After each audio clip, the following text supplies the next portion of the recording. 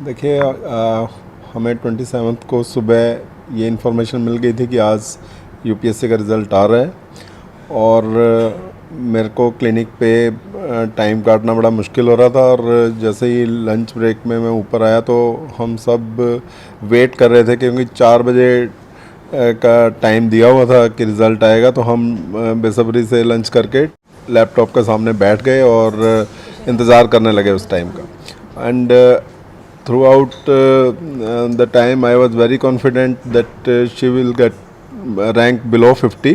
ये मेरे को पूरा विश्वास था। लेकिन जैसे जैसे रिज़ल्ट नज़दीक आता जा रहा था मुझे लग रहा था कहीं ऐसा ना हो कि क्या होने वाला है। वो एक्साइटमेंट और एंग्जाइटी इतनी बढ़ गई थी कि एंड में तो मैं ये भी सोच रहा था कि देखूं कौन सा रैंक आएगा भी या नहीं। इवन इतना मैं वो हो गया था।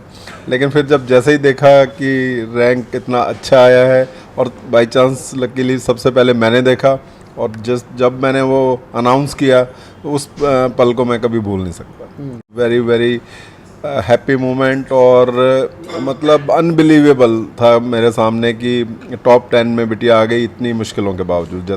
पापा बेटी में कुछ हुआ था समझौता कि एग्ज़ाम क्रैक किया तो क्या गिफ्ट दिया जाएगा?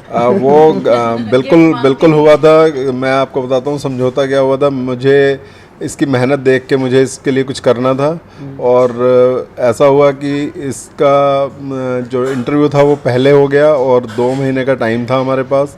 और इसकी 2 फ्रेंड्स की प्लेसमेंट यूके में हुई थी। अभी तो मैंने इसका यूके का प्लान इसका बना दिया था उस गैप के दौरान। तो मेरे ख्याल से भगवान ने मेरे द्वारा इसका गिफ्ट पहले ही दिलवा दिया इसको। दूसरा ये भी जानना चाहेंगे, आप खुद डॉक्टर है और सौम्या के एग्ज़ाम के टाइम में वो फीवर से सफ़र हो गई थी, तो आपने कैसे, आप खुद बता रहे कि मैंने केयर किया उसका, कैसे?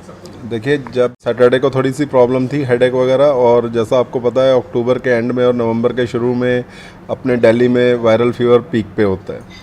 और मैं भगवान से पूरी टाइम ये दुआ करता रहा कि हे भगवान कम से कम मेरी बेटी को वायरल फीवर से बचा के रखना। पर जैसा आपको पता है उस पर किसी का वश चलता नहीं है। और मैं संडे के दिन मैं बाहर किसी काम से गया हुआ था। जब मैं घर आया और मैंने अपनी बेटी की हालत देखी, उसको 102 डिग्री बुखार था। तो मतलब मेरे को तो लगा कि it is the end of the road, ये इस साल तो एग्ज़ाम दे नहीं पाएगी।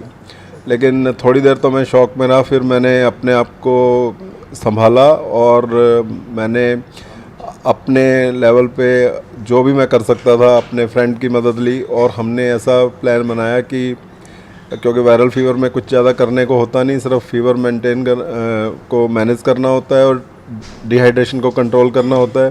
तो हमने सोचा कि ये हम कर सकते हैं। लकीली मैं इस फील्ड में हूँ तो मेरे लिए वो इजी था।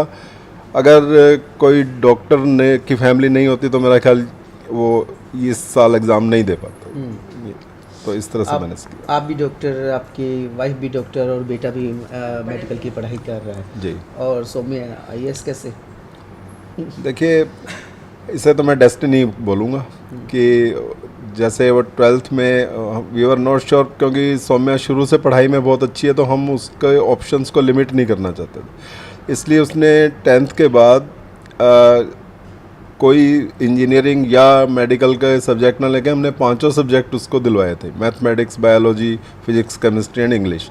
क्योंकि हमें खुद लग रहा था कि बच्ची पढ़ाई में बहुत अच्छी है, पता नहीं कल को इसका क्या मूड बने और कई बार बाद में सब्जेक्ट किसकी ज़रूरत पड़ जाए, हमें खुद श्योर नहीं थे। लेकिन ये पता था कि करेगी तो कुछ अच्छा ही।